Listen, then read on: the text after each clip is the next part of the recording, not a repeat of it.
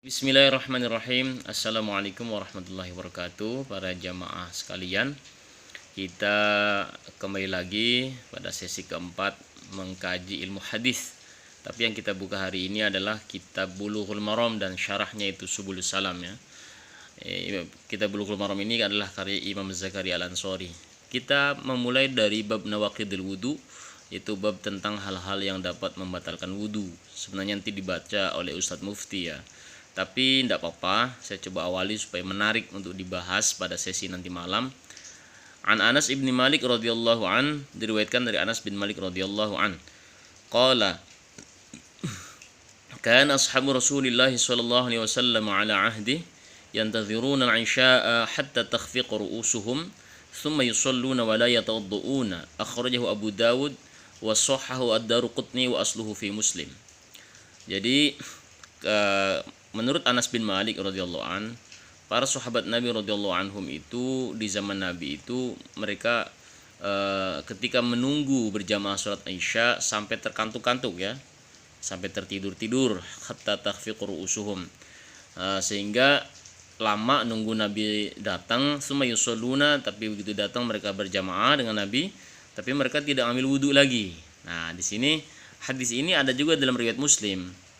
Tapi apa kata komentar ilmu hadis? Wa qala Imam Ahmad, ini yang ini ya. Imam Ahmad menjelaskan rijaluhu la ya'rifun. Para perawi hadis ini tidak jelas, tidak dikenal. Bahkan Imam Ad-Daruqutni berkata hada isnadun la yathbutu. Jadi hadis ini sanadnya tidak tetap, masih goyang, mutarrab lah kira-kira gitu. Maka hal ini karena apa? Terkait dengan pembatalan wudu. Yang pertama itu tidur. Nah, sedangkan dalam hadis riwayat Tirmidzi dijelaskan dalam syarah syarah Bulughul Maram karya Imam As-Sun'ani, dijelaskan al-awwal anna an-nauma naqidun mutlaqa. Yang pertama, pendapat yang pertama, sesungguhnya tidur itu dapat membatalkan wudu secara mutlak dalam keadaan apapun. Nah, bidalili itlaqihi, dengan dalil mutlaknya ini berdasarkan adalah hadis dari sahabat Sofwan bin Asal, yaitu alladzi salafa fi mashil khuffaini wa fihi min baulin aw ghaitin aw naumin. Dalam hadis riwayat Tirmidzi itu dijelaskan Nabi itu merintahkan mereka tidak melepaskan maujah ataupun sepatu,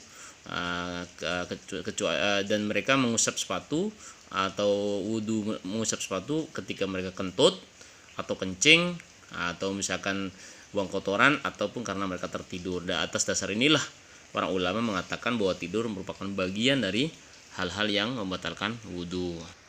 Lalu kita baca hadis yang kedua dari Aisyah radhiyallahu anha, bahwa beliau berkata, Ja'at Fatimatu bintu Abi, bahwasanya telah datang Fatimah putri dari bapakku. Salah Fatimah binti Hubeish maksud saya. Sorry. Datang menemui Nabi SAW. Dia bertanya, faqalat ya Rasulullah, Fatimah binti Hubeish bertanya kepada Rasulullah SAW, ya Rasulullah, inni imra'atun istahadu fada adhuru. Sesungguhnya aku adalah seorang wanita yang sedang istihadah, maka tidaklah aku dalam keadaan suci. Afa ad'u shalah, apakah aku mesti meninggalkan salat?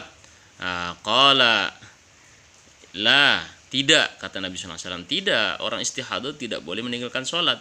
Innama dzalika irqun, sesungguhnya istihadah itu merupakan bagian dari penyakit. Walaysa bihaidin, bukanlah darah haid.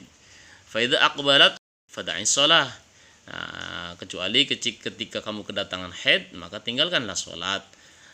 Wa idza adbarat, ketika selesai haidnya, maka kamu basuh, lalu kamu sholat, maksudnya mandi, faghsili, mandi kamu lalu membasuh. Nah, hadis ini adalah ditambahkan oleh Imam Al-Bukhari bahwasanya orang yang istihadah itu setiap waktu sholat harus berwudu. Ini juga diisyaratkan oleh Imam Muslim ya, bahwasanya orang istihadah itu harus membasuh darah, lalu berwudu, lalu sholat. Begitu juga diriwayatkan dari Ali bin Abi Thalib radhiyallahu an, bahwasanya beliau berkata, kuntu rajulan madzaan, saya itu adalah laki-laki yang pernah kena madhi. Madhi itu semacam kayak apa ya? Madhi itu karena kecapean keluar cairan putih bening itu. Fa amartul Miqdad, ayas alan Nabi sallallahu alaihi wasallam. Beliau Sayyidina Ali menantu Nabi nyuruh Miqdad agar menanyakan perihal madhi itu kepada Nabi sallallahu alaihi wasallam.